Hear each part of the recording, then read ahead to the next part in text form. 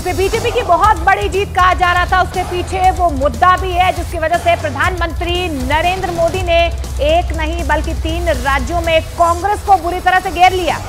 कांग्रेस समझ ही नहीं पाई कि कब उसका खेल खत्म हो गया। ये मुद्दा था सनातन का और इसे लेकर बीजेपी ऐसी हमलावर हुई कि कांग्रेस चारों खाने चित हो गई है।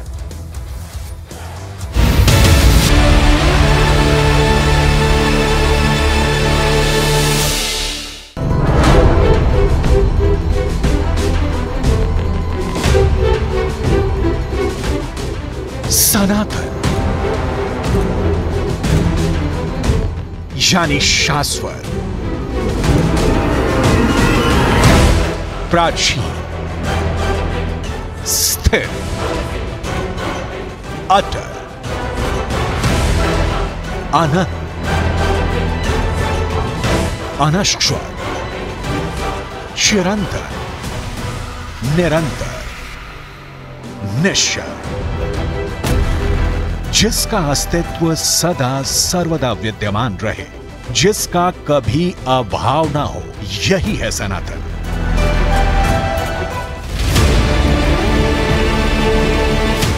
दो 2023 के विधानसभा चुनाव में सनातन मुद्दा बन गया।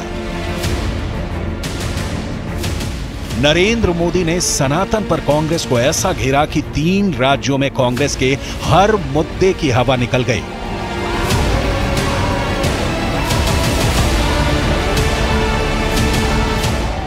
देखते ही देखते सनातन के मुद्दे ने कांग्रेस का वो हश्र कर दिया जिसका अंदाजा शायद खुद बीजेपी को भी नहीं था कि उसकी जीत इतनी ज्यादा बड़ी हो जाएगी।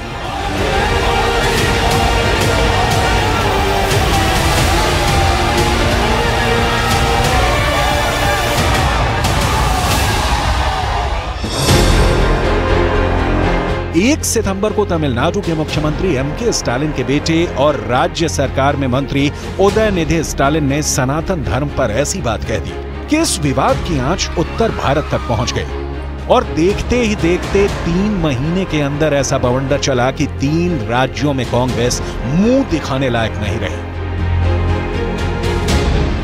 मुझे लगता है कि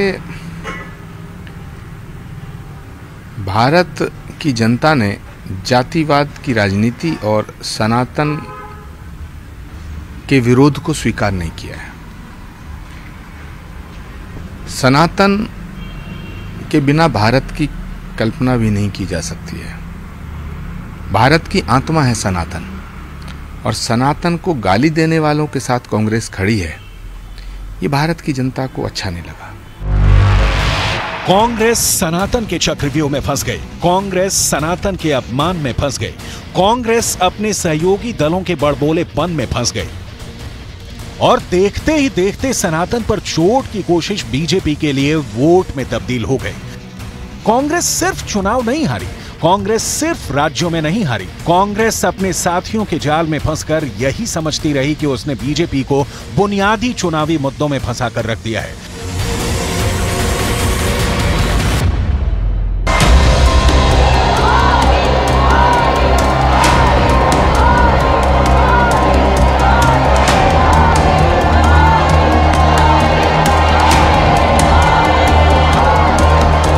लेकिन सनातन पर बीजेपी का प्रचार बहुत कटीले तारों की तरह कांग्रेस को चारों तरफ से जकड़ता रहा। प्रधानमंत्री नरेंद्र मोदी ने मध्य प्रदेश से लेकर छत्तीसगढ़ और राजस्थान तक पब्लिक को समझा दिया कि सनातन इस तरह बड़ा चुनावी मुद्दा बन गया।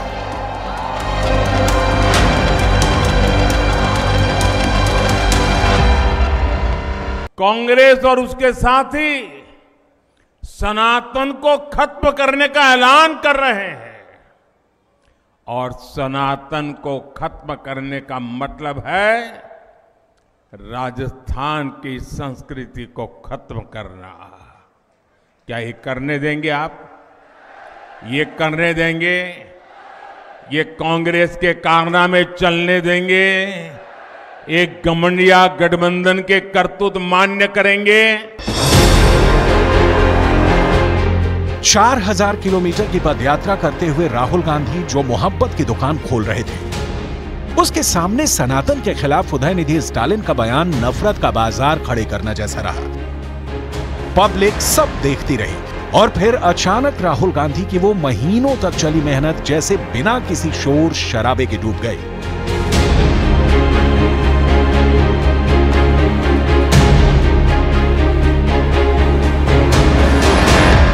देश की जनता का दिल जीतने के लिए राष्ट्र सेवा का जज्बा होना चाहिए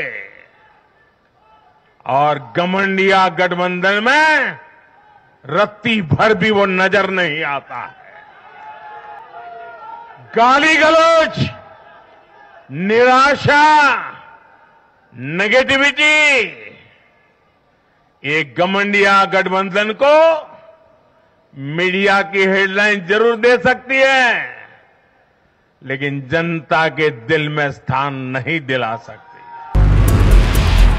पूर्व क्रिकेटर वेंकटेश प्रसाद ने सोशल मीडिया प्लेटफॉर्म एक्स पर लिखा, सनातन धर्म के खिलाफ अपशब्दों का नतीजा बुरा होना ही था। देश भर में तमाम हिंदू संगठनों और बीजेपी के कई नेताओं ने उदयनिधि स्टालिन के बयान की निंदा की। इंडिया अलायंस के नेताओं ने भी इस बयान से किनारा करने की कोशिश की, लेकिन तब तक बहुत देर हो चुकी थी। बीजेपी को एक नया मुद्दा मिल चुका था और आखिरकार कांग्रेस ही वो पार्टी बनी जिसे इस बयान का सबसे ज्यादा खामियाजा उठाना पड़ा। क्या कांग्रेस को वाकई सनातन का श्राप लग गया? क्या कांग्रेस की हार की सबसे बड़ी वजह सनातन का मुद्दा रहा? कैसे सनातन बीजेपी के प्रचार का सेंटर पॉइंट बन गया? उदयनिधि स्टालिन ने सनातन पर 1 सितंबर को बयान दिया था और बीजेपी ने इस मुद्दे को फौरन लपका। 2 दिन बाद ही राजस्थान के डूंगरपुर में अमित शाह की सभा हुई और वहां उन्होंने डीएमके से लेकर कांग्रेस तक सबको घेर लिया। इंडिया अलायंस के 2 प्रमुख दल डीएमके और कांग्रेस पार्टी, इनके बड़े नेता, एक वित्त मंत्री का बेटा और एक मुख्यमंत्री का बेटा, वो कह रहे हैं सनातन धर्म को समाप्त कर देना चाहिए। मुझे बताओ भाई, सनातन धर्म को समाप्त करने के लिए आप तैयार हो क्या?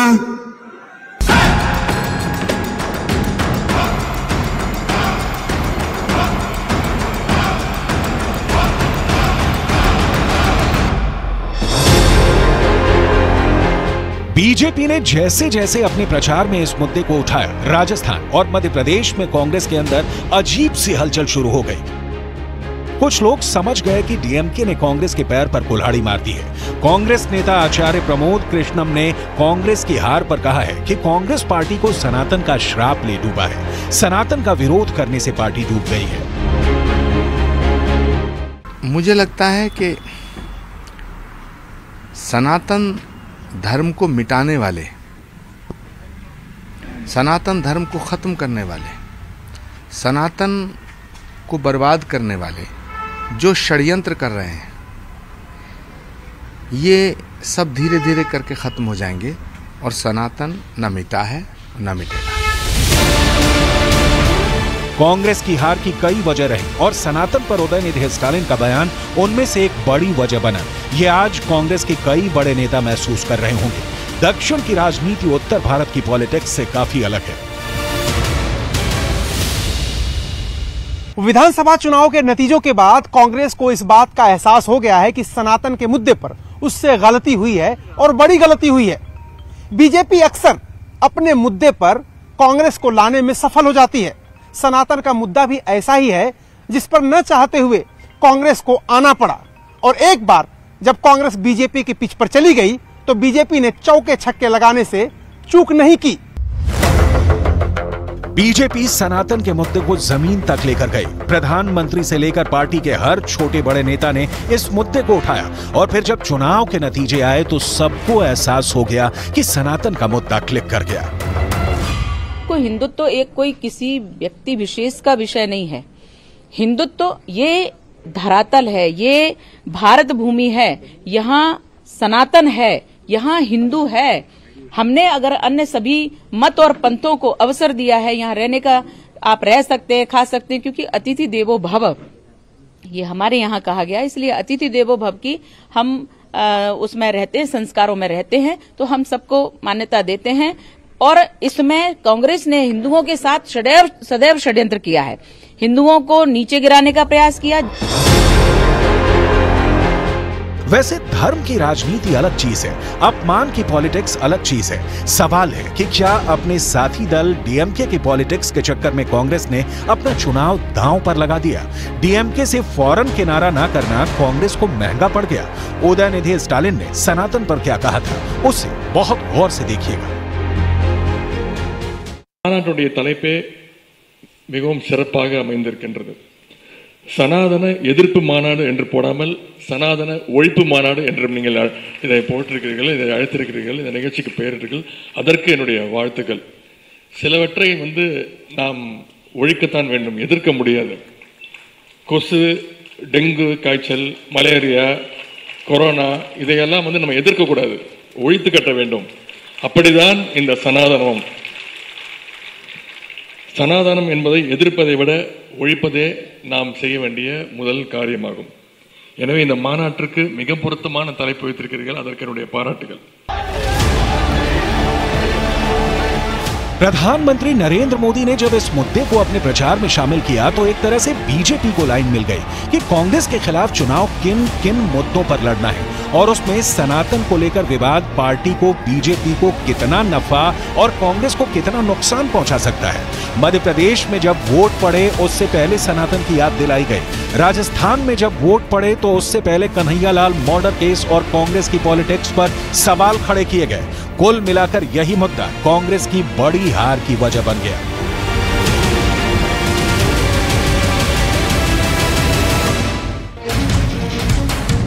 तीन राज्यों में बुरी तरह हारने के बाद अब कांग्रेस के सामने 2024 का पहाड़ जैसा चुनाव है। हिंदी बेल्ट के 3 बड़े राज्यों में सूपड़ा साफ होने के बाद कांग्रेस के सामने कंफ्यूजन वाले हालात हैं। इंडिया अलायंस में कांग्रेस के साथ डीएमके भी है, और सनातन का मुद्दा ऐसा है जिस पर उदयनिधि स्टालिन ने अभी तक अपने बयान पर न माफी मांगी है, ना ही उस पर किसी तरह के खेद जाहिर की है।